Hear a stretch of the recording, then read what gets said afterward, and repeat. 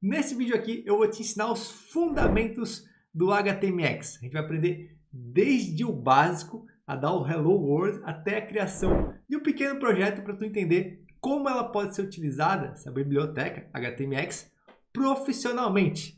E eu sou o Matheus Batiste, programa há mais de 10 anos, criador aqui do Hora de Codar, e vou estar te acompanhando nessa jornada do início ao fim. Então, se tu curtir aí o vídeo, deixa teu like, se inscreve no canal, que muito mais conteúdo de qualidade e gratuito vem por aí. Então, bora começar? Olha só, eu preparei aqui algumas informações para a gente estar conhecendo o HTMX de forma teórica primeiro, tá? E depois a gente poder partir para o código. Então, o que acontece aqui? A gente tem, né, no HTMX uma documentação, tá, galera? Que eu acredito que vocês tenham que ler depois desse conteúdo aqui para poder colocar os pingos nos is, né? Onde faltou aqui desse curso. Que a ideia aqui realmente é cobrir os pontos fundamentais e aí vocês podem avançar pela documentação, que é a fonte mais fiel e atualizada de informações de qualquer recurso que tenha documentação, ou também pelo nosso curso de HTMX completo, que eu vou deixar aqui na descrição o link. Então, é um curso aí com mais de 6 horas, 2 projetos. Adquirindo ele, tu vai ter acesso vitalício, acesso a futuras atualizações, um suporte dedicado a tirar todas as tuas dúvidas e com certeza está aprendendo muito HTMX com diversas outras tecnologias que ele é utilizado, por exemplo, aqui com Tailwind, EJS, Express, Multer para upload de arquivos. Então, a gente tem projetos bem completos para tu entender de fato o contexto do HTMX em aplicações reais, tá? E também vocês vão ver que ao longo aqui desse curso, o HTMX ele é muito ligado a HTML e JavaScript, beleza? Então, eu deixo também aqui na descrição esse e-book de fundamentos do JavaScript, que é onde tu vai criar as raízes na linguagem para poder estar avançando e aprender qualquer biblioteca, seja o HTMX, o React ou frameworks como Angular e por aí vai, tá? Então, é um e-book fundamental para quem quer evoluir em JS. Também temos, né, o repositório aqui do curso, que é onde tu vai ter acesso a todos os códigos na sua versão final. Então, aconselho também a acessar esse link para qualquer dúvida já conseguir tirar de bate e pronto, e não ficar se batendo muito aí, indo e voltando no vídeo, né?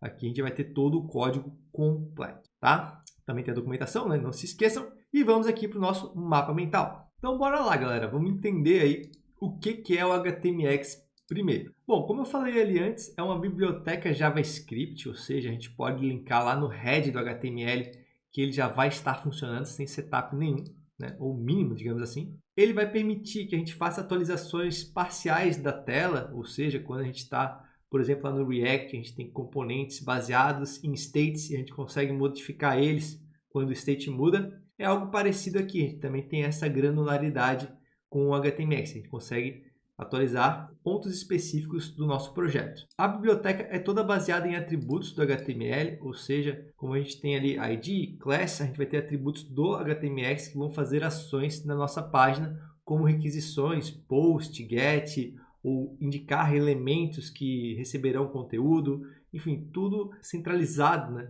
em atributos do HTML que vão nas próprias tags. Ele é fácil de aprender, tá? Então vocês também vão ter essa imersão rápida, vocês vão entender bastante da biblioteca e também integrar no HTML, né?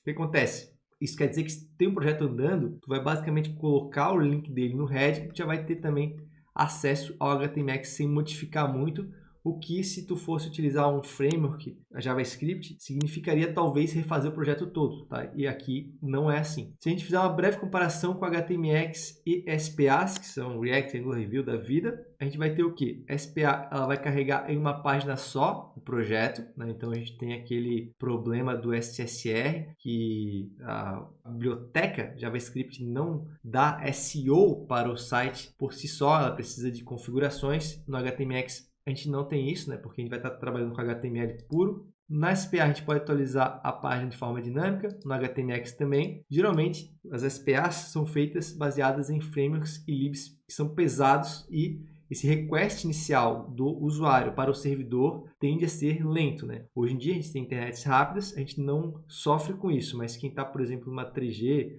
ou qualidade ruim de internet tem problemas em entrar, né, o first load das páginas em SPA. E o HTMX a gente tem aí um tamanho bem reduzido comparado a elas, se eu não me engano, é 60% a menos que o React. A gente vai ter a sua versão desminificada ou normal, 160 KB.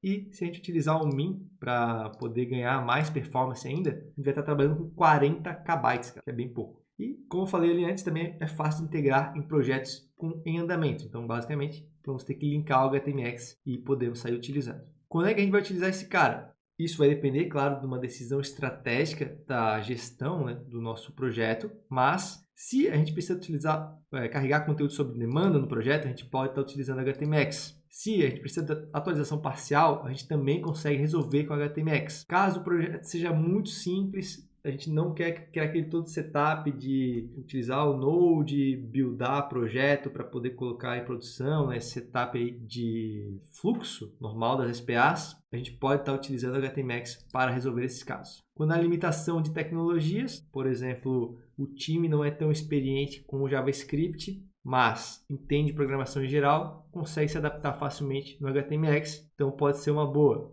Quando eu não posso recriar meu projetos muito avançados, também pode ser uma boa, porque, galera, tempo é dinheiro, as empresas querem tempo, então, quando os problemas ocorrem, a gente precisa resolver eles da maneira mais rápida e eficiente possível. Olhar para essas tecnologias que não requerem tanto setup, não requerem tanto conhecimento, né, aprofundamento nelas, pode ser o caminho ideal para a maioria das empresas, né? Pelo menos para as empresas menores. Então, a gente tem agora essa possibilidade, né? O HTMX ele não é novo, mas ele está muito em alta agora, está crescendo cada vez mais, então a gente tem essa possibilidade, a gente pode olhar para ele como uma alternativa. Então, é mais uma ferramenta que a gente tem aí para poder resolver problemas. E agora sim, né, depois dessa introdução teórica da biblioteca, bora fazer o nosso Hello World aí e criar o nosso primeiro projeto com HTMX. O que acontece? A gente vai precisar de um back-end, pode ser uma API, tá? Que eu vou disponibilizar para vocês via repositório, para a gente não perder tempo criando o back-end. Então, o projeto, esse app.js aqui, que é basicamente um arquivo de Express com algumas rotas, tá?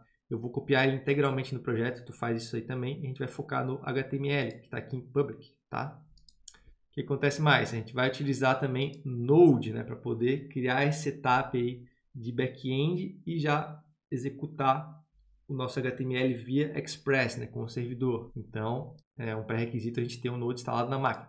Depois disso, né, que é basicamente ter o Node na máquina e o back-end eu vou dar para vocês, então a gente não vai ter tanta barreira assim. A gente vai ter que criar um HTML com a importação do HTMX no head. Aí tu pode copiar lá do repositório a importação, né, ou vir aqui na documentação, na instalação, ó, e ele vai ter esse link aqui de CDN, onde tu pode colocar no head, tá? Simples assim também. Depois disso, a gente vai fazer alguma requisição do HTML com atributos, né, para um endpoint da API e estar resgatando algum dado, por exemplo. É esse nosso fluxo inicial para a gente poder trabalhar com o HTMX. Bora lá então? Então, galera, eu estou aqui com o VS Code aberto, tá? Pastinha aqui em branco, vazia. Eu vou criar aqui uma pasta base, que vai ser onde a gente vai aprender a base do HTMX e depois a gente vai criar uma outra para o nosso projeto. Vamos acessar o terminal na pasta base, tá? E aqui a gente vai dar um npm init-is para poder criar a estrutura inicial de todo o projeto em Node, né? Que é o nosso package.json basicão lá, né? Aqui agora eu vou instalar o Express, então npm express. A gente já tem o nosso framework back-end. Como eu falei para vocês, eu não vou estar criando o back-end aqui junto com vocês, eu vou copiá-lo. Então a gente vai ter aqui um arquivo app.js e aqui eu vou colocar o back-end, que é o app.js lá do repositório. Esse cara aqui, ó, tá? O que ele tem? Cara, ele inicia o Express, isso aqui é bem básico.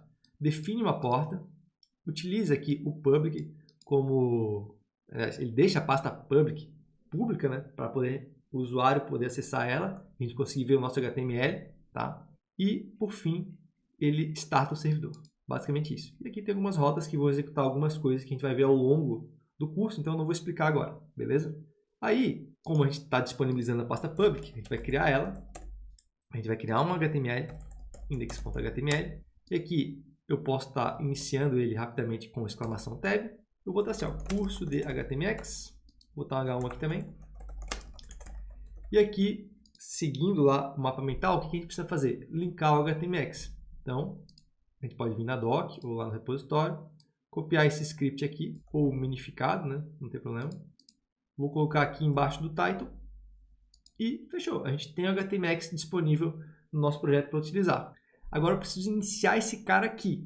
Eu preciso rodar o Express. Então eu vou criar um script de start com o comando node-watch app.js. Antigamente a gente precisava do nodemon, né, para poder deixar o arquivo inicial, o arquivo que starta o projeto, sempre recarregando a cada vez que a gente salva. Agora com o Node atualizado, a gente utiliza essa flag aqui e o nodemon se torna desnecessário.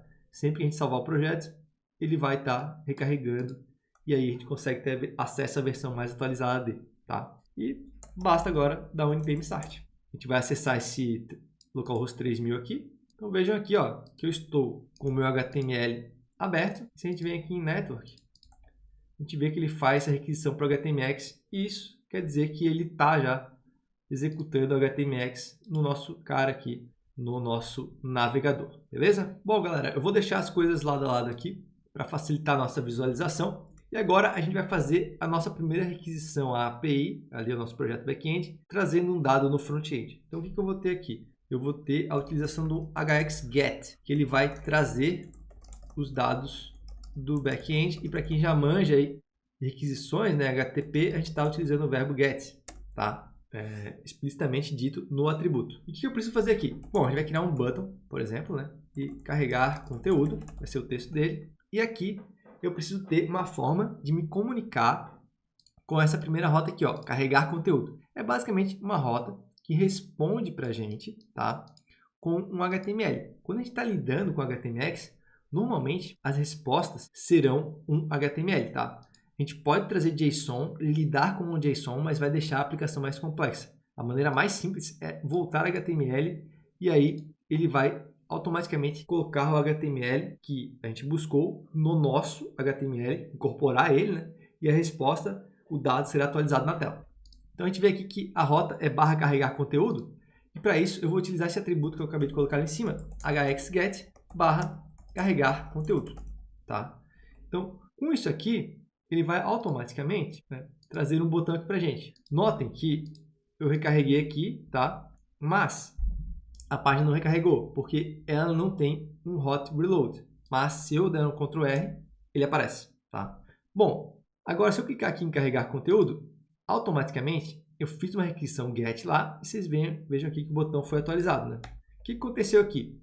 De forma assíncrona, o HTMX disparou uma requisição, tá? Fetch lá para minha API e trouxe conteúdo. Se vocês perceberem, é mais ou menos, ou basicamente, o que o React faz lá quando a gente dá um fetch nele, tá? Vejam aqui que é uma requisição do tipo XHR, né? E ela foi para carregar conteúdo com o verbo get, né? Exatamente o que está aqui, e nos trouxe a resposta, que é um HTML, que é o que está aqui. Então, o que aconteceu? Galera, a gente criou um fetch sem useEffect, sem useState, né? Trazendo a realidade do React, e conseguiu imprimir o conteúdo na tela. Vejam que simples que foi isso, tá? Se o elemento aqui não fosse um botão, por exemplo, tá? Vamos dizer que eu tenho um P aqui, eu ainda posso disparar o evento por ele. O botão, ele tem um atributo, né, implícito, que é o hxTrigger, que é o gatilho que ativa o evento, que é como se a gente fosse adicionar um evento via JavaScript em um elemento. Mas eu posso colocar ele também, posso botar aqui, ó, hxTrigger, clique, e aí agora até o meu parágrafo vai trazer o conteúdo. Ó, vejam aqui. Só que sem esse trigger, talvez alguns elementos não ativem corretamente o evento de clique e entendam que é um hxget. Então a gente tem esse trigger aqui para especificar o tipo de evento que vai ser disparado, né, quando, aliás, o evento que vai disparar o meu hxget. Então eu tenho outros eventos aqui que eu poderia utilizar, como se eu quisesse utilizar o Ctrl clique. Então eu botaria assim, ó, clique, tá? E eu botaria Ctrl key. Então agora, né, o clique sozinho não ativa mais, mas o Ctrl clique vai ativar, tá? Então vai ter casos que eu vou querer especificar o trigger para poder deixar o meu evento mais refinado, beleza?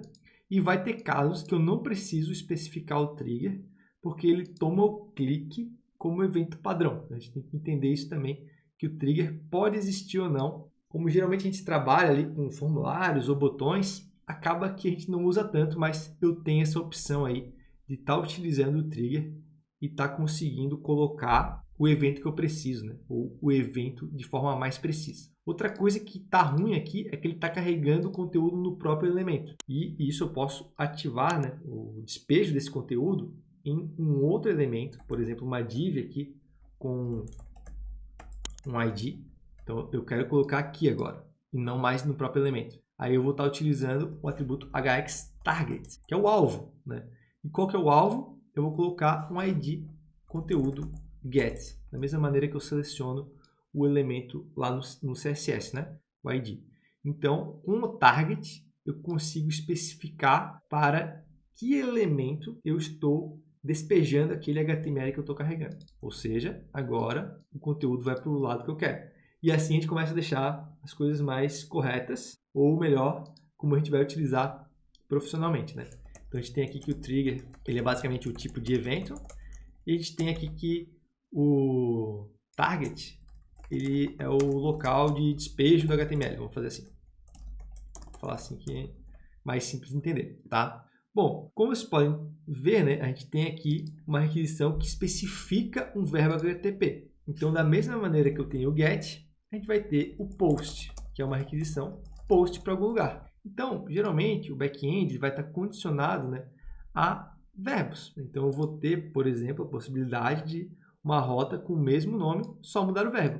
É para isso que é tão importante eu escolher os verbos corretamente no back-end e também estar podendo especificar no front onde eu atinjo o cara que eu quero.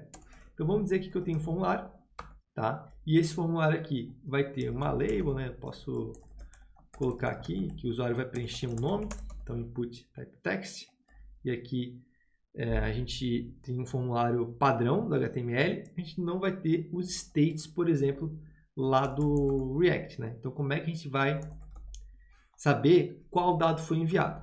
Aqui no HTMX, o atributo name é igual ao valor que é enviado para o back-end, tá?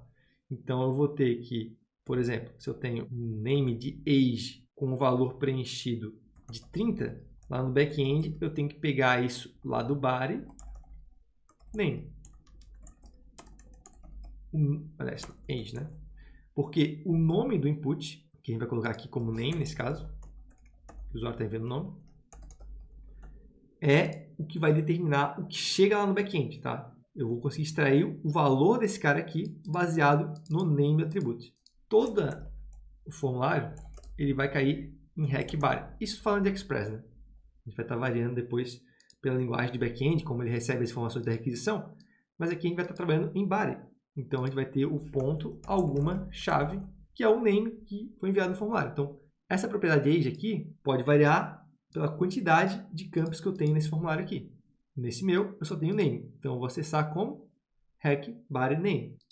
A gente vê aqui, ó, ele pegou o hackBody e fez aqui uma extração do nome, né, utilizando esse recurso de JavaScript, onde eu posso identificar o nome da chave e ele vai automaticamente alocar a uma variável.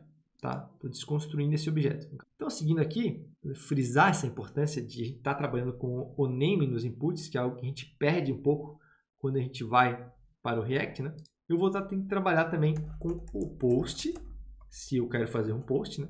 E aí eu vou escolher a rota que eu quero, nesse caso enviar formulário, então está indo para lá. E aí a gente tem o quê? Uma possibilidade de colocar um trigger, mas é opcional. Esse trigger pode ser submit, que aí seria onde o evento, né, de enviar o formulário. E agora esse aqui já funciona. Se eu for lá no formulário, recarregar, preencher o nome, ele já vai estar trazendo aqui. Bom, ele deu aqui o nome igual a undefined. Por que aconteceu isso? Porque o name está como nome aqui. Eu errei. Eu coloquei name em inglês. Então, eu vou substituir esse for e esse valor aqui por nome. E agora, está tudo certo. Está aqui, Matheus, enviar. Nome, Matheus. Então, ele pegou lá do back-end, extraiu da requisição e mandou de volta para o front. Mas aqui a gente faria algum processamento com o dado, né? Esse exemplo aqui foi meramente ilustrativo para vocês verem que a gente pode pegar o valor, né? Resgatar ele, fazer alguma coisa e enviar para o front se a gente quiser. Novamente aqui. Não quero imprimir no formulário, não quero substituir o formulário com aquele valor. A gente pode estar utilizando o target. Então, façam aí como exercício agora, definam um target para a resposta do form. Façam aí, pausem o vídeo e realizem esse exercício para vocês entenderem como funciona o target. Beleza? Então, eu vou fazer aqui, ó. Vou botar uma div, vou botar conteúdo post e lá eu vou ter um hxTarget, né? Conteúdo post. Recarregando, envio o nome e aí ele coloca aqui embaixo. Então vai ser sempre assim, né? Claro, sempre é uma palavra muito forte, mas a ideia é essa. Defino um verbo, vai para uma rota, vejo se precisa de um gatilho ou não e envio a resposta para algum local aqui do meu próprio HTML para exibir como feedback do usuário. Pode ser um erro, pode ser resposta de sucesso, enfim, o que a gente precisar determinar aí para que o usuário consiga utilizar a nossa aplicação. Outra coisa interessante, vocês perceberem aqui, ó, na estrutura de HTML, é que quando a gente utiliza um target, né? Olha só o que acontece, eu tenho uma div aqui, aí eu vou lá e envio. Bom, ele colocou dentro da minha div, né? Então o target faz isso, ele insere o HTML dentro do meu HTML_py, digamos assim. E se eu quiser uma substituição, que é algo que eu posso eventualmente querer, né? Aí eu vou utilizar o swap, tá? E ele vai fazer com que a gente tenha mais precisão na substituição do HTML. Então vamos aqui fazer um exemplo simples. Por exemplo, eu vou até utilizar esse cara aqui, ó, para a gente ganhar tempo. Deixa eu ver se a gente tem roda para swap. Tem aqui, ó, trocar conteúdo. Então eu vou trabalhar com essa trocar conteúdo. Esse P eu não preciso, tá? E aqui eu vou ter o conteúdo swap, por exemplo. Então eu tenho um target. Aqui ele vai funcionar da mesma forma. Ele vai jogar o parágrafo que está lá na resposta aqui dentro. Mas eu quero substituir. Eu não quero esse elemento aqui. Ele é desnecessário para mim. Então eu vou utilizar o hxSwap, tá? Com o valor de alter_html. Que é o que a gente também vê lá no JavaScript, né? Algumas desses valores, atributos e até dos próprios atributos fazem a mesma coisa que algumas instruções JavaScript, né? O HTMX vai processar isso aqui como aquelas instruções que a gente não está utilizando explicitamente aqui, mas ele está fazendo o que o JavaScript Vanilla faria. Então, se a gente vai lá agora no projeto e clica aqui em carregar conteúdo, percebam aqui que eu tenho conteúdo swap, né? Ó, agora ele substituiu. Não há mais essa div aqui no meu HTML. Eu tenho uma troca completa pelo meu elemento que veio lá da resposta. Isso é muito interessante porque o HTML pode ser moldado da maneira que a gente precisa. E a gente não precisa ficar refém aí do HTML que já está na página. Entenderam? E, galera, nosso próximo exemplo aqui é com o hxVals, tá? A gente vai usar ele quando a gente precisar enviar valores extra. Tá? Então, eu tenho a minha requisição de formulário, eu posso copiar aqui, tá? E, bom, beleza, ele tem os campos dele e tudo mais, mas, por alguma situação, eu tenho que ter um valor a mais, né? Alguma configuração desse formulário aqui. Então, por meio de um objeto, tá? Eu vou estar podendo enviar uma chave com um valor. Então, vejam aqui, determino aqui em hxVals um atributo que contém um objeto JavaScript com chave e valor. Basicamente isso, né? Posso enviar mais chaves e mais valores, não tem problema. Para esse caso aqui, eu vou utilizar os valores adicionais, essa rota aqui. Então, valores adicionais. A gente pode ter uma div aqui embaixo com um outro ID. Pode ser valores adicionais. E como vocês conseguem ver aqui no nosso back-end, o valor extra ele é enviado junto com o body, ou seja, com esse cara aqui. Então ele adiciona um valor a mais ou mais valores, dependendo do que a gente quer, ele adiciona mais valores ao HackBody. E lá no back-end não muda, a gente vai extrair igual. Veja aqui que tem a extração do valor extra de HackBody e ele vai exibir aqui. Então vamos testar lá. Ó, teste, enviar. Opa, aqui deu um erro. Deixa eu ver o que aconteceu. Vamos só inverter aqui as aspas, galera. Eu acredito que deve ser algo da sintaxe do HTMX. Então, a gente envolve com aspas simples. E dentro a gente vai colocar aspas duplas. Tá bom? Agora eu vou fazer o teste aqui. Ó, aí sim deu certo. Ele manda junto com o body, né, como vocês podem ver aqui. Então, é uma questão aí de sintaxe, de como ele funciona. Para enviar esse objeto, a gente tem que passar uma string com aspas simples e lá dentro com aspas duplas, tá? Então, vejam aqui, ele imprimiu corretamente o valor. E aqui, por exemplo, a gente poderia utilizar, em vez de um input hidden com um ID de algo, poderia ser utilizado no hxFalse, tá?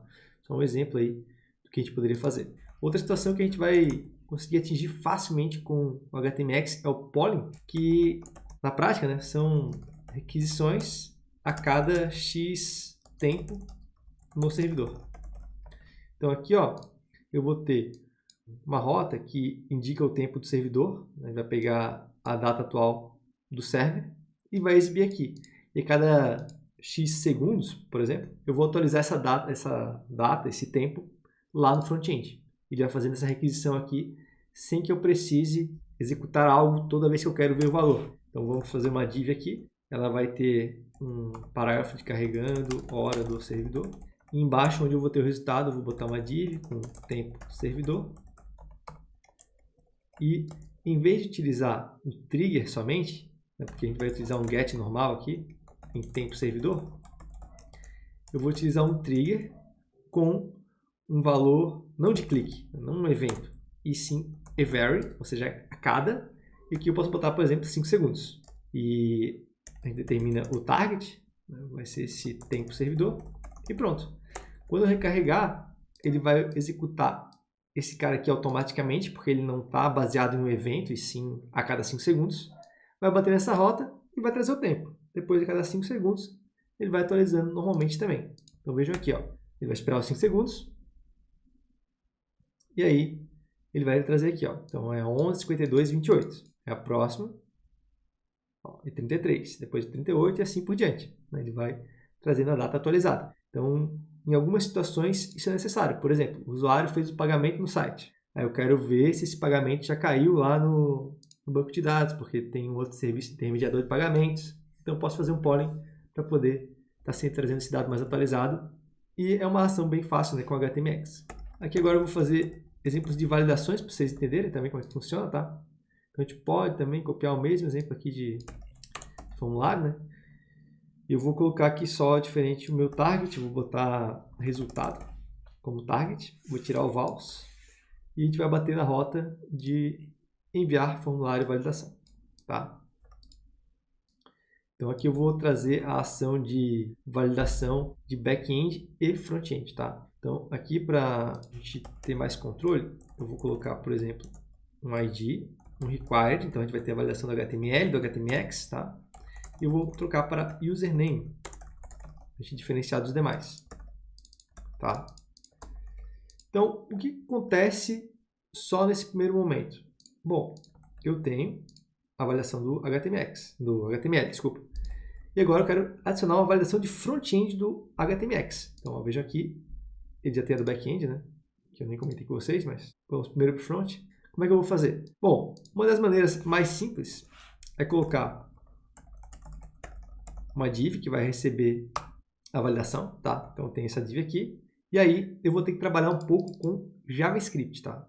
Por isso que eu falei para vocês que o JavaScript também faz parte do HTMX, né? Claro, ele todo é JavaScript, mas a questão é que eu vou estar inserindo, às vezes, JS puro também no nosso código para poder ter ações mais específicas. Então, eu vou criar esse arquivo scripts aqui, eu vou linkar ele no meu index, vou botar um defer para ele carregar depois do HTML. E aqui, o que a gente vai fazer? A gente vai adicionar um evento, document, body, add event listener, e esse evento ele vai ser disparado em ações do HTMX. Então, a gente vai chamar aqui ó, de HTMX config, config request. Ou seja, a cada envio de requisição via HTMX, ele vai ser acionado. Então, aqui a gente pode ter já uma funçãozinha normal e aqui é JavaScript puro.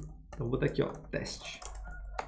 Como vocês podem ver aqui, ó, se eu envio alguma coisa, ele já vai estar logando o teste. Ó, até a requisição ali do Every também loga.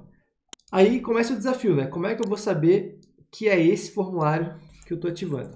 Então, eu vou estar utilizando JavaScript para saber isso também. Tá? Então, eu vou pegar o formulário, event target, para saber qual formulário que disparou. Eu vou pegar o nome do usuário, que eu vou pegar do formulário, queueSelector, aí vai ser username, né? .value. E eu vou pegar também a minha div de erro, que é onde eu vou exibir o meu erro de HTMX, né? A gente está validando ainda no front-end, username error. Então, eu selecionei os 3 caras que interessam. O formulário, que está envolvendo tudo.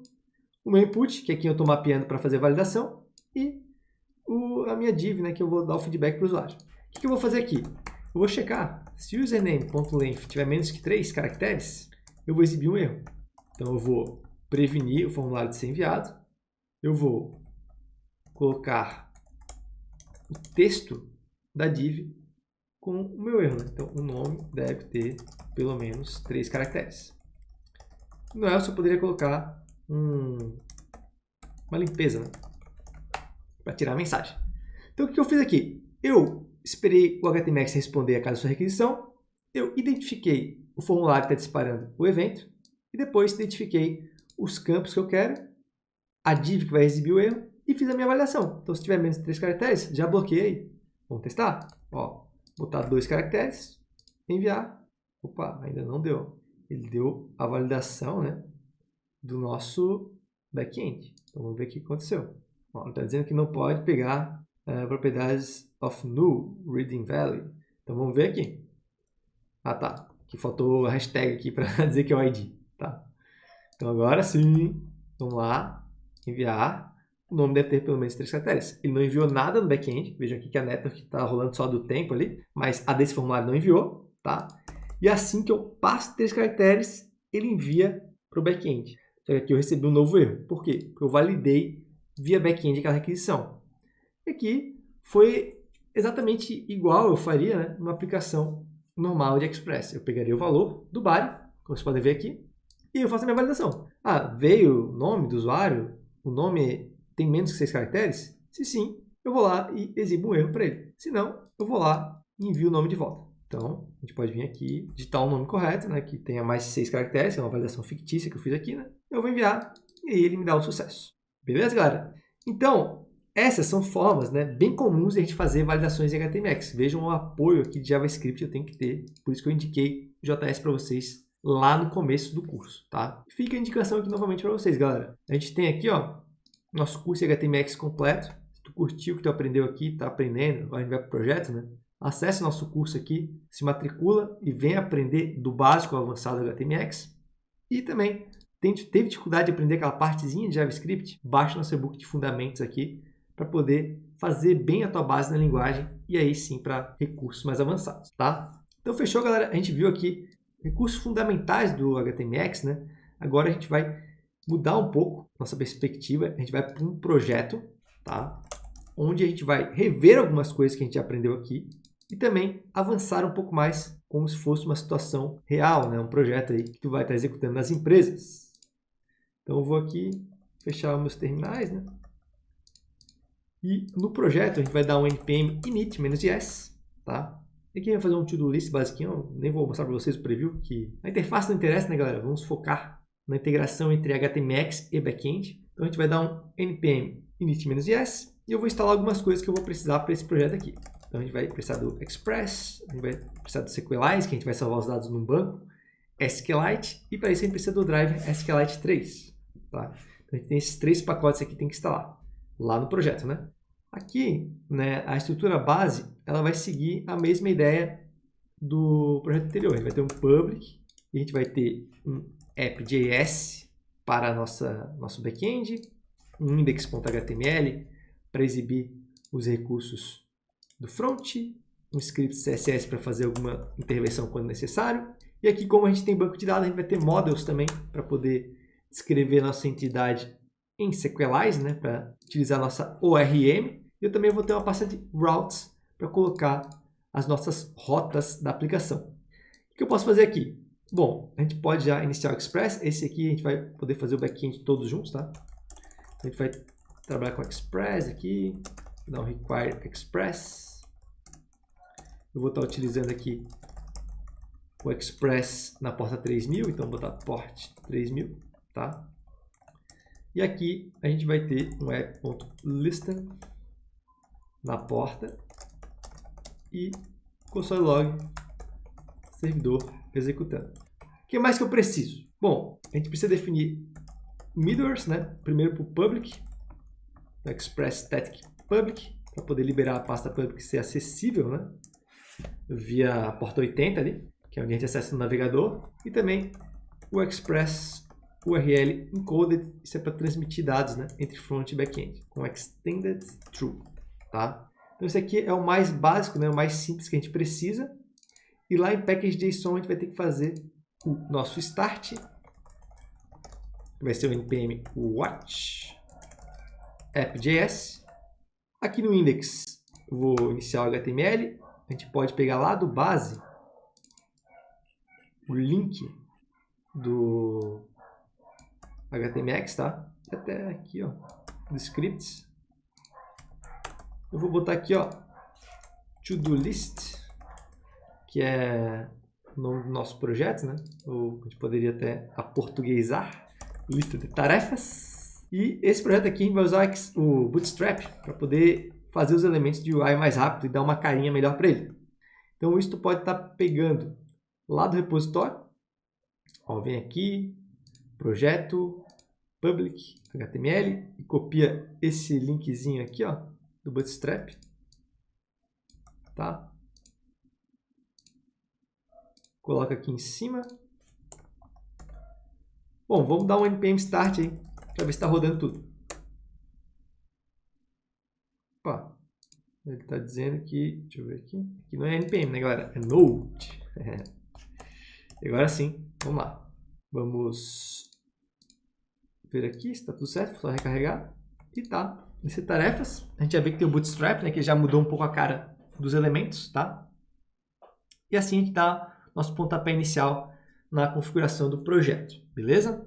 Então vamos voltar aqui para a configuração, galera. Vamos fazer o nosso módulo de to-do, né? Esse cara aqui, ele vai criar a tabela no banco de dados para a gente com os campos que eu quero para o meu to-do. Então aqui eu vou importar o Sequelize, eu vou importar também o Data Types, isso tudo do Sequelize que a gente importou, né? Que a gente instalou. Vou também criar aqui uma configuração para ele. Vou botar aqui, ó, New Sequelize. E aqui a gente vai definir qual é o dialeto, basicamente que banco de dados que ele vai trabalhar. No nosso caso, SQLite, né, em arquivo, para ser mais fácil a configuração. E o meu storage, que é onde ele vai salvar esses dados num arquivo chamado Database SQLite, tá? Aí eu vou criar um módulo de to-do. Então, const to-do igual a Sequelize define to-do. Aí ele vai entender que vai ter que criar essa tabela no sistema. E aqui nesse segundo argumento, que é um objeto, eu coloco os campos que eu quero. Então eu vou trabalhar com title e eu vou trabalhar também com completed, que seria a tarefa completa. Só que só isso aqui não funciona, tem que definir qual que é o tipo. Então vai ser o data types string, né? E também eu posso definir algumas constraints, por exemplo, allow null como false, então não aceito dados nulos. Aqui é quase a mesma coisa, data type, só que aqui em vez de ser string é um booleano, né? E também eu vou ter um default value que é false, então eu não preciso preencher esse cara no começo, ele já vai ser automaticamente atribuído como falso, porque as tarefas começam não completadas, certo? Então aqui depois tu pode adicionar mais campos se tu quiser, né? Para poder expandir o projeto, eu vou seguir assim. Eu vou utilizar o método sync para sincronizar esse cara e essa estrutura realmente existir no banco de dados. E vou exportar o to-do para que ele possa ser utilizado em outros locais do meu projeto, tá? Depois a gente vai aqui para a rota, porque a primeira rota que eu vou criar vai ser a de adicionar um to-do no banco. Então eu vou criar o arquivo to-do routes.js. Eu estou organizando assim porque se eu tivesse outros modos, né, eu criaria rotas por models, deixando nosso projeto mais interessante. E aqui eu preciso importar o Express para poder fazer o nosso router, tá? Eu preciso também importar, executar o Express em router, que aqui, diferente lá do primeiro exemplo, a gente está utilizando uma estrutura de rotas separada, né? Então ela funciona de uma maneira um pouco diferente. E como eu vou salvar meus dados no banco, eu preciso trazer o to-do, que ele vai vir lá de models to-do. E para concretizar as questões de banco de dados, eu preciso trazer o Sequelize, que ele vem do Sequelize, né? Então essas aqui são as coisas que eu preciso para poder fazer tudo funcionar aqui, né? E a primeira rota que eu vou criar vai ser um post, onde vai bater em barra to-dos. Como a gente já sabe, né, tem o hack-res do Express, onde eu vou trabalhar com os dados de requisição e resposta. E eu vou deixar a função assíncrona, porque eu vou ter uma await para introduzir o dado no banco, tá? Então, title, igual hackBody, é que eu vou esperar o título lá do formulário, né? E é o único campo que eu preciso preencher. Então, desestruturei o título. E eu vou criar um novo to-do baseado em await todo.create. Que como a gente criou o model aqui, né? Eu tenho acesso a todos os métodos que fazem CRUD lá no meu projeto. Então, quando a gente cria um model, o Sequelize atribui esses métodos automaticamente a ele, né? Como se herdasse lá do Sequelize. E aqui eu preciso passar os valores que eu quero inserir. Eu vou passar title, que é o único, né? Aqui ele registra o dado no banco e aí eu posso mandar uma mensagem, por exemplo, to-do criado. Vamos começar assim. Então, essa daqui é a nossa primeira tarefa, é conseguir fazer com que essa mensagem seja exibida lá e eu veja o meu banco de dados funcionando. Então, vamos para o nosso index.html. Aqui a gente vai criar uma estruturinha de Bootstrap, né? Então, eu vou ter uma div com a classe de container, aquele meu H1, né, com uma classe de margem top 5, para afastar um pouco do topo. Depois eu vou ter aqui um formulário, mas aqui vai ser um form de pesquisa, então eu vou só marcar aqui para que a gente saiba onde ele vai ficar. E embaixo desse formulário a gente vai ter o nosso to-do form, que vai ser o cara que vai criar as to-dos. Tá? Então, de classe, o que eu preciso colocar nele? MB3 para afastar do elemento que está abaixo. Eu vou colocar aqui um input group, seguindo a documentação do Bootstrap, né? Um input com a classe de form control. Tem que ter aqui também um outro input group append, que é para o nosso botão btn primary adicionar. Então olha só, galera, eu vou ter aqui basicamente esse botão vai ficar aqui dentro, tá? Um botão junto com o input. E isso me dá esse resultado aqui, galera. Nosso formulário com o botãozinho do lado. Aí agora, o que eu vou fazer? Bom, eu preciso definir as coisas do HTMX, que eu vou fazer aqui, ó. Então ele vai ter que ter o quê? O hexPost para aquela rota. Só que se vocês perceberam, aquela rota está só aqui, ó. Ela não está incluída no meu app. Então eu vou precisar fazer isso antes, senão não vou conseguir acessar. Então eu vou botar aqui um módulo exports router. Então todas as rotas que eu tiver aqui serão exportadas. Eu vou voltar no meu app e vou incluir as rotas nele. Como é que eu vou fazer isso? Eu importo a to-do routes, require routes, to-do routes. E aqui embaixo, depois desses middlewares iniciais, eu digo que a rota vai começar sempre com /API e depois vai seguir os padrões de to-do routes. Então, o que eu estou dizendo aqui é que eu vou ter que acessar um post em /API /todos. E isso vai criar um novo to-do. O que mais aconteceu aqui? Quando eu adicionei as minhas rotas aqui, ele viu que eu tenho um model e acessou esse arquivo e rodou o método sync. O que isso faz? Ele cria a tabela se não houver. Então, automaticamente também criou um database SQLite, que se eu entrar aqui, vai ter a tabela de to-dos vazia. Tá? Como é que eu estou vendo aqui e tu não, talvez? Tem que baixar a extensão SQLite Viewer. Isso aqui, ó. Tá? Com essa extensão, você vai conseguir ver o banco SQLite como eu estou vendo também, tá? Então, beleza, galera. As coisas estão interligadas, agora eu já consigo acessar aquela rota. Vamos só fechar tudo aqui para organizar. Voltamos para o index. E aí sim eu posso seguir aqui com o meu post, que vai para /API, /todos, como a gente fez a convenção lá, tá? O que mais que eu vou querer aqui? Eu vou ter um hxTarget em uma to-do list. Eu não tenho essa lista ainda. Crio aqui embaixo, pode ser aqui. Botar uma UL, to-do list, com uma classe de list group, tá? Então, beleza, já tenho o target, eu já tenho o post, que é onde está sendo enviada, né, a minha rota para voltar uma resposta, tá? E aqui eu posso também trabalhar com hxSwap de before end. O que acontece? Ele vai adicionar os LIs sempre no fim dos elementos. E isso vai dar uma impressão de que os itens estão sendo adicionados um abaixo do outro, que é como está sendo salvo no banco também, tá? Mas claro, isso vai servir mais depois quando a gente conseguir exibir os itens aqui. Aí, vamos só ver aqui se a gente já consegue executar. Botar teste, adicionar. Ó, parece que ele deu uma falha aqui. Vamos ler o erro. Ele deu aqui, ó, to do title cannot be null. Então é um erro aqui do formulário. Eu criei o input, mas não nomeei ele. Então, name title. Vamos lá de novo. Sempre que der algum problema, galera... Ah, peraí, agora deu um erro. Vou ter que reiniciar o servidor aqui. Então, Ctrl C, parei. npm restart. E sempre que tiver um problema, quem tiver uma atualização de HTML, lembre de dar o Ctrl R aqui para reiniciar a tela. Então, vou botar aqui, adicionar, ó, to-do criado, beleza? Então, isso quer dizer que aqui na base de dados, eu já tenho meu primeiro to-do. Legal? Então, atingimos ali com precisão, né, a nossa ação inicial, que era adicionar um to-do à base. Agora aqui, ó, um problema que fica é que quando a gente tem o envio do formulário, ele continua com o mesmo texto. E eu quero limpar o form. Eu posso fazer isso com hxOn, tá? After request, depois da requisição.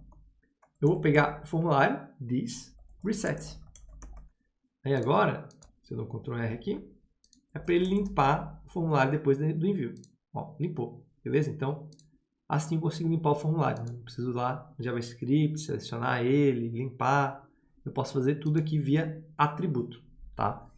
E tem uma nova tarefa. Agora, nosso próximo objetivo, galera, é fazer com que as tarefas apareçam lá na home. Então, eu vou ter que fazer uma seleção aqui delas, tá? E jogar ela lá no nosso elemento UL. Então, como é que eu vou fazer aqui? Eu vou para to-do routes, né? Eu vou trabalhar somente nesse arquivo aqui, tá? E aqui eu vou ter uma rota de get. Pode ser aqui primeiro. router.get. Barra to-dos. Lembra que eu falei, né? Os nomes das rotas se repetem, que muda o verbo. Vai ter um async, req-res. E aqui vai ser bem simples. Eu vou pegar e eu vou colocar todos os to-dos em uma variável. Acesso moda, find all. É um método que a gente tem para resgatar todos os registros. Bom, se eu fizer isso aqui e enviar to-dos, o que vai acontecer? Eu vou estar enviando, né, todos os registros do banco.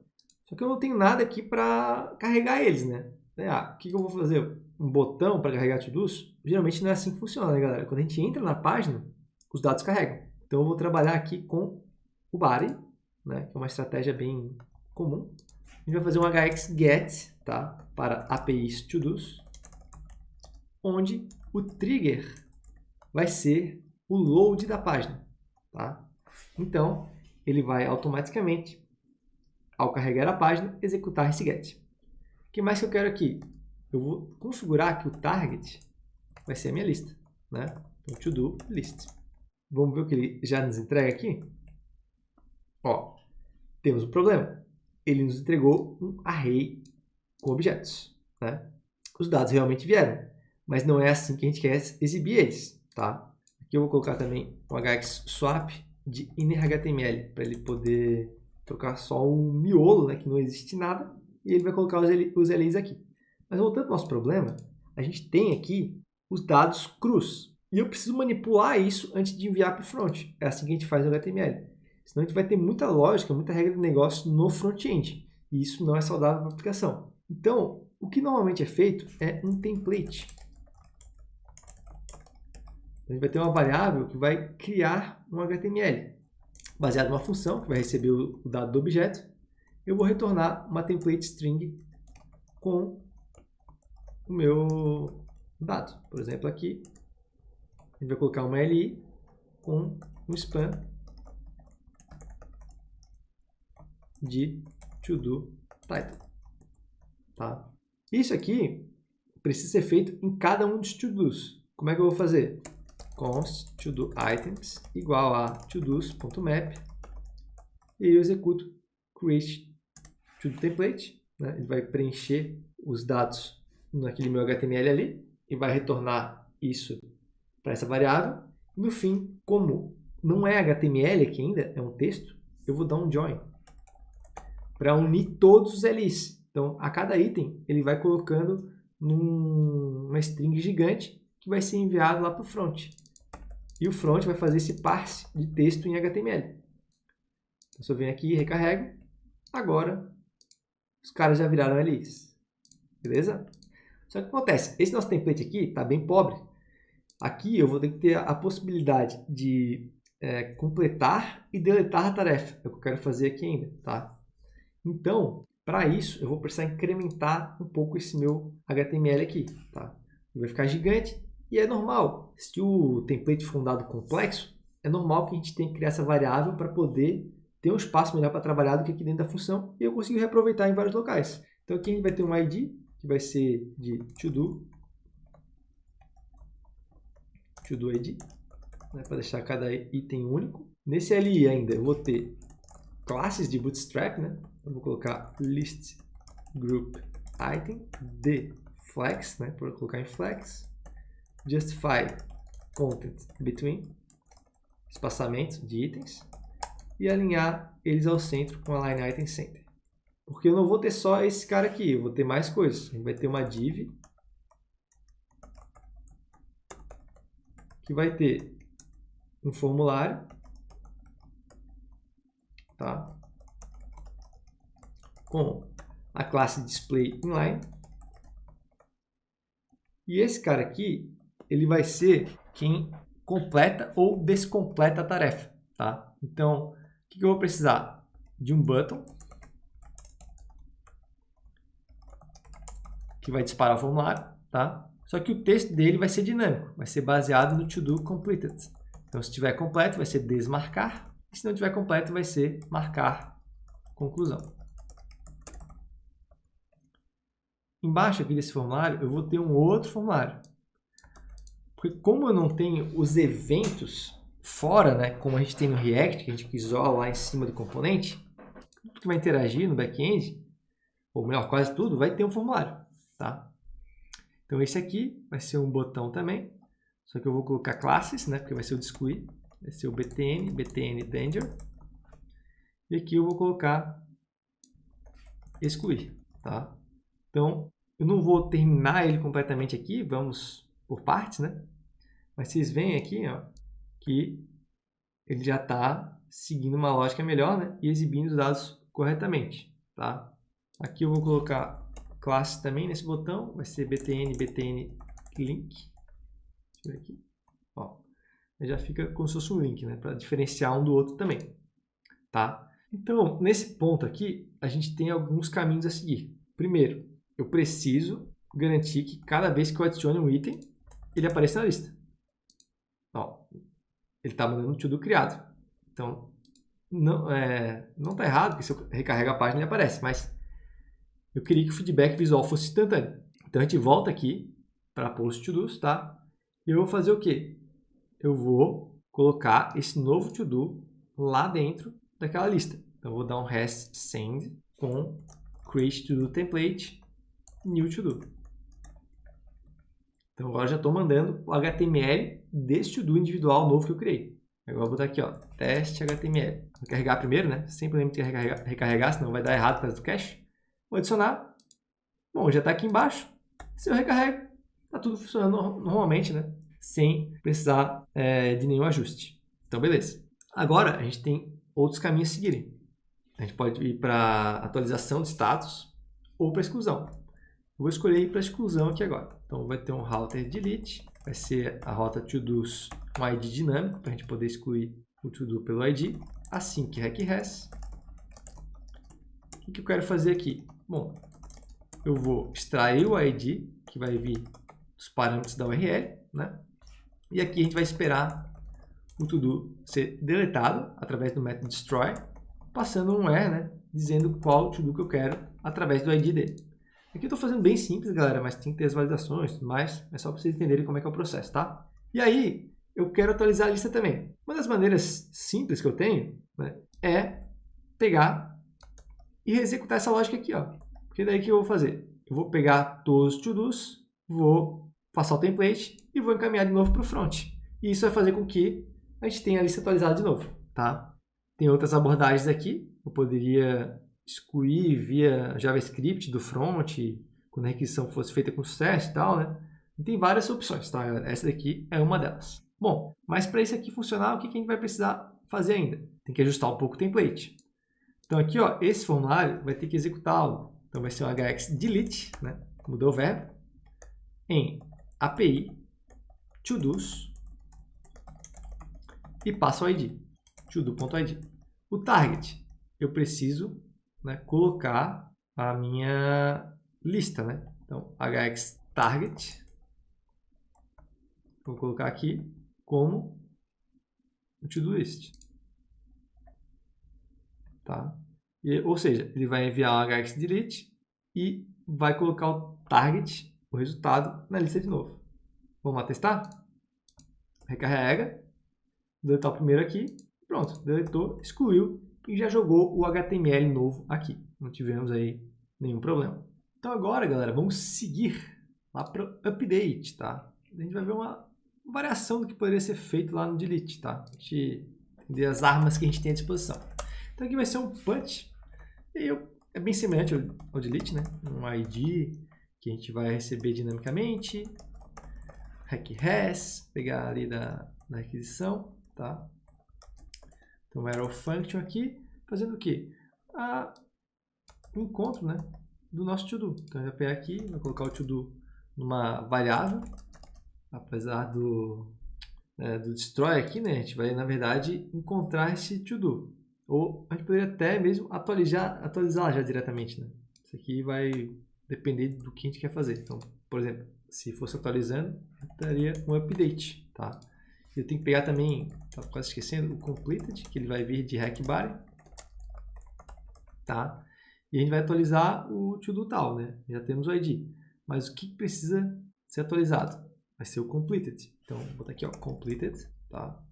E ele vai ter que virar ao contrário do que ele está no banco, né? Porque eu completo ou eu descompleto a tarefa. A gente pode fazer o seguinte, né? Como aquele dado ali vai vir em texto, a gente pode pegar, dar um parse e complete.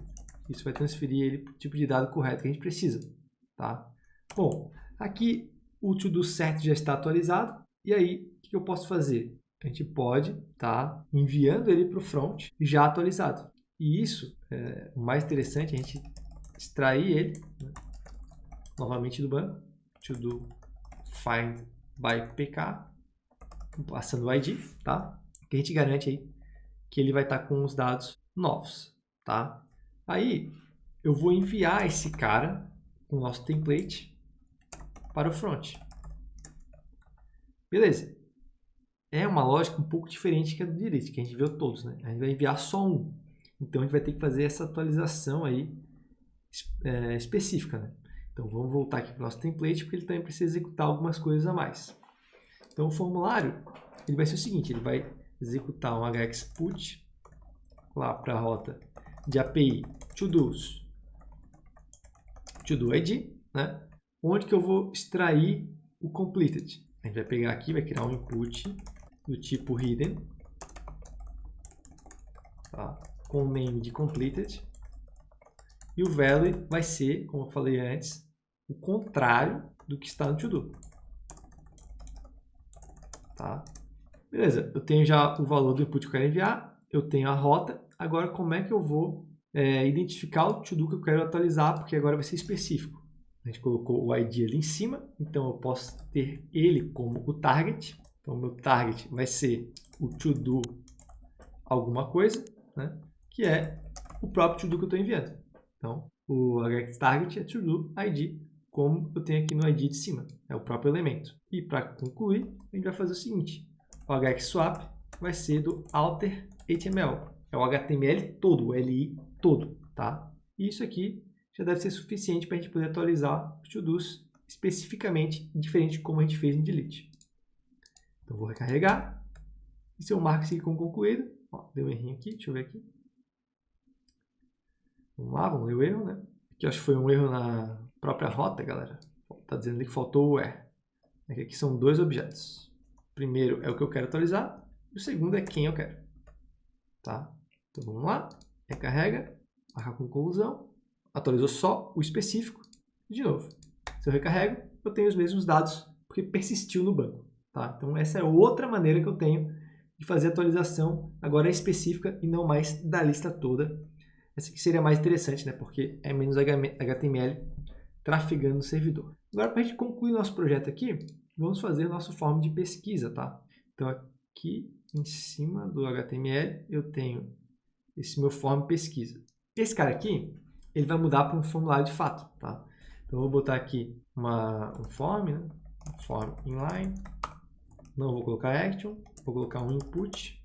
Não, uma label primeiro, que vai ser para o search, com uma class mr2, para afastar o input, buscar. E no meu input aqui, eu vou ter o evento acontecendo a cada tecla. Tá? Então, a gente vai ter aqui um ID de search, um name de search, e aqui eu vou ter uma class de form control. E também a gente vai ter um placeholder de buscar tarefas. Tá? Essa é a nossa UI. Vai ficar assim, ó. Buscar tarefas. O que eu acho que eu preciso aqui? Agora a gente vai ativar uma rota, que eu vou chamar ela de API Post, tá? E eu vou fazer com o post o HTMX, que esse formato de busca, ao digitar, a própria documentação sugere que a gente faça com o post, tá? É normal a gente ver buscas através de get, né? Mas nesse caso aqui a gente vai utilizar o post seguindo os ensinamentos da documentação, tá? Trigger, qual que vai ser o nosso gatilho? A cada keyApp ou changed, né? Quando o input for alterado, eu vou ter um delay de 500 ms, de meio segundo, para não ficar disparando requisições a todo momento, né? À medida que o usuário vai digitando, calmamente a gente vai executando algo no servidor. O target vai ser o nosso to-do list, tá? A gente vai ter um swap de inner HTML, ou seja, só o meio, e vamos lá dar uma olhada no back-end agora. Então aqui a gente vai ter, pode ser aqui embaixo, uma router post, né? A gente definiu ali como, desculpa, aqui eu botei post, galera, mas é um search, né? Então a gente definiu como search, vai ser /search. A gente vai ter um req_res, assim que req_res.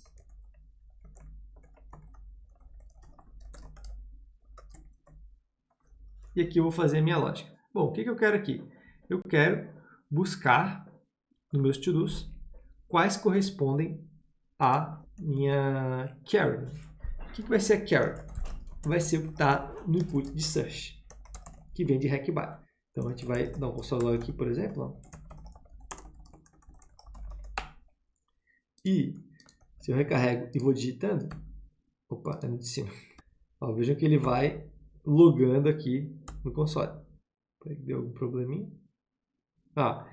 Ele está pendente, né? Porque não retornamos nada. Então, faltou só um res send test, né? Para a gente não deixar o cara a ver navios ali também, né? Porque se a função tem retorno, ele não termina de executar. Então, novamente aqui, ó, vejam aqui. Ele está fazendo várias requisições e está transferindo o search para cá. Beleza. Então, agora o que resta é a gente fazer essa pesquisa, né? Lá no servidor. Então, eu vou botar assim, ó, let where, criar um objeto vazio. Aí, if search, então eu vou verificar se tem search. Eu vou pesquisar where title, né? Porque o meu where vai ser no título. E aqui eu vou escrever uma expressão de Sequelize que vai fazer a busca. Então, a gente precisa botar assim, ó, Sequelize, operador, like, né? O like lá do SQL, né? E aqui eu vou circundar de porcentagens, né? Porque isso quer dizer que eu quero uma string que contém aquele valor, search. Então, esse operador aqui, ele vai ser colocado num find all, tá? Aqui entre parênteses, eu vou mandar o where. E aí, eu vou ter que criar o meu template, posso até copiar aqui, ó, baseado no map, e envio os to-dos items. Aqui é to-dos, no plural. Então, agora, em vez de fazer um find all para todos os registros, eu vou trazer eles todos, mas baseado num where. E aí, eu transformo em template. E, por fim, eu pego e retorno os dados. Então, vou recarregar aqui. Ó, vou botar um novo to-do aqui, JavaScript. E agora eu vou procurar por ele. Então, J-A-V, só traz ele, né? Se eu botar aqui T, por exemplo, ó, todos têm T, né? M, SML. Se eu botar TE, ele vai ter o JavaScript. Então, assim a gente constrói uma funcionalidade de busca também via HTMX, galera. E, para exemplificar, né, essas questões do projeto no HTMX, a gente vai concluir aqui o nosso projeto. Mas vejam que tem muita coisa que vocês podem implementar e continuar, né, ampliar esse cara para trabalhar mais ainda com HTMX. Vou deixar, né, as sugestões novamente para vocês. Se vocês curtiram o HTMX, vão precisar usar no trabalho aí, ou querem adicionar ao currículo de vocês, entrem no nosso curso aí do básico avançado de HTMX para aprender a tecnologia de uma vez por todas, criando projetos muito completos, tá? Também fica a indicação do nosso e-book de JavaScript para tu poder criar essas raízes aí na linguagem e estar utilizando ferramentas que se apoiam nela sem receio nenhum. Beleza, galera? Então, ficamos por aqui. Por hoje é isso, a gente teve o nosso curso de HTMX, eu espero que tu tenha curtido. Se tu gostou, deixa um like aí, comenta no vídeo, é muito importante saber que tu chegou aqui até o final, né? Poucos são os que trilham esse caminho todo, a maioria vai desistindo aí pelo vídeo, porque realmente é um conteúdo denso, né, galera? E apesar de uma biblioteca simples, tem suas nuances, né? E a gente precisa aprender tudo para poder executar com eficiência. Se inscreve também no canal, se quiser ajudar a gente mais ainda, considere se tornar membro. Os membros têm descontos exclusivos lá na plataforma da Hora de Codar, beleza? E ficamos por aqui então. Vejo vocês no próximo vídeo. Valeu, galera. Até mais.